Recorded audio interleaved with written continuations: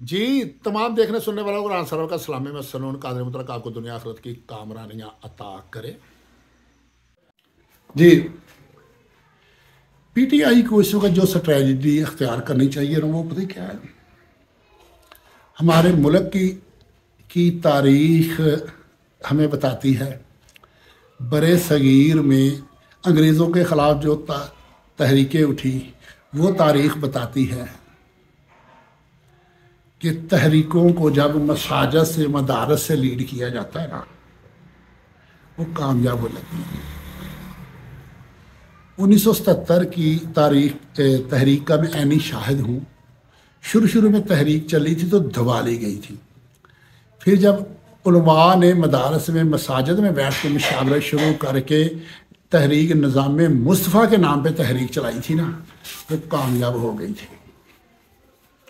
इस वक्त पीटीआई को पता क्या करना चाहिए, जो इनका ज़बरदस्त इत्तेहाद बनता है, अफरादी कुव्वत इनके पास है, तहरीकी कुव्वत मौलाना फजल रहमान के पास है और साद रिजवी के पास है। इस वक्त सारे डसे हुए हैं। वो एक मैंने कहानी पढ़ी थी कि एक बंदे ने ना एक शादी की फिर दूसरी कर ली, तो दोनों सौतनों का इतना झगड़ा होना, एक को ऊपर छत पे मकान, एक का नीचे था। हर वक्त लड़ते रहना, वो तंग आ गया, उनके तंग आने से टेंशन का शिकार हो गया, बीमार हो गया, इलाज मुआवजे होते रहे, लेकिन उनकी लड़ाई नहीं ख़त्म हो रही थी। करते करते करते जनाब एक दिन वो फौत हो गया। जब फौत हो गया तो दोनों सौतरे गले लग के इतना रोई कि हमारा दुख साझा ये तो अच्छा ही बहुत था। जब दुख साझा हो जाता है ना, तो सौतरे जो है ना, वो भी एक दूसरे के गले लग जाती हैं। ना साद रिजवी के साथ इनका कोई ज़ाती वैर है, ना मौलाना फजल रहमान के साथ है। मौलाना फजल रहमान के साथ उन्होंने बड़ी ज़्यादती की है। इस्तेमाल उसे किया, तहरीक उससे चलवाई, सारा कुछ उसने किया, और एंड पे उन्होंने उसके साथ भी वही किया जो पीटीआई के साथ किया। लेकिन पीटीआई वफादारों की जमात है। जब पीटीआई उसको साबित करेगी हम आपसे जो बात करेंगे वो हम पूरा उतरेंगे, जब साद रिजवी से ये बात करेंगे तो ये पूरा उतरेंगे। सुन्नियत हाल कौंसल इससे अलग ही इनके साथ है, राजा नासिर अब्बास साहब भी इनके साथ है। उनसे मिल के ये प्लान बनाएंगे। यार क्या होगा, 5 से 10 सीटें कौमी असम्बली की साद रिजवी को दे दी जाए, 10 से 15 सूबाई की दे दी जाए, तो उसके लिए बहुत है। मौलाना फजल रहमान साहब जो हैं, 10 सीटें कौमी असम्बली की, 15 से 20 सूबाई की उनको दे दी जाए, वो इतने में खुश हो जाएगा। एक गवर्नरशिप दे दी जाए, अगर उसको प्रेसिडेंट भी बना लिया जाए तो कोई फ़र्क नहीं पड़ेगा। वो ताबियादारी करने में अपनी मिसाल नहीं रखते। वो जिससे बात करते हैं ना, वो वफा निभाते हैं। उन्होंने जरदारी के साथ भी निभाई है, उन्होंने नवाज शरीफ के साथ भी निभाई है, उसने इस्टेब्लिशमेंट के साथ भी निभाई है। जब उसके साथ हाथ हुआ है तो अब वो सीधा खड़ा हो गया।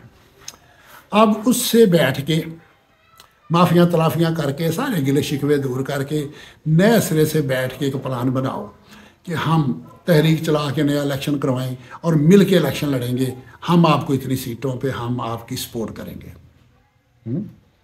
साद रिजवी से कहें और उससे कहें, उसके बाद फिर मैदान में आ जाए। ठीक है, वैसे ये बातें तो मैं कर रहा हूँ, लेकिन जो सच्चाई है ना यार, आज मैं वो बता ही देता हूँ। वोटों से इनकलाब नहीं आते, इलेक्शनों से इनकलाब नहीं आते। इस्लाम ना वोट का मोहताज है, ना जमहूरियत का मोहताज है।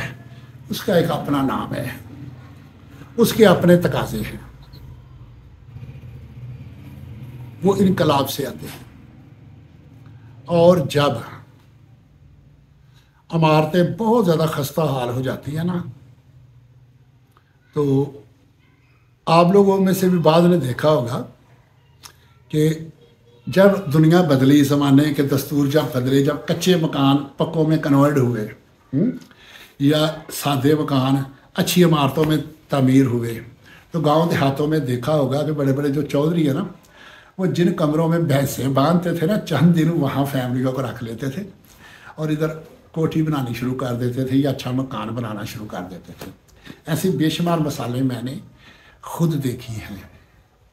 इसी तरह अपने मुल्क को भी असर नौ तामीर करने के लिए अगर आर्जी तौर पे हमें थोड़ा सा बैक पे जाके پیچھے ہٹ کے نیچے سے اٹھنا ہے تو ہم اٹھ کے پوری دنیا کا مقابلہ کر سکتے ہیں۔ اگر 40 سالہ جنگ کے بعد افغانستان سٹینڈ لے سکتا ہے اور آج اس کی معیشت ہم سے بھی آگے چلے گی، وہاں ہے کیا؟ کچھ بھی نہیں۔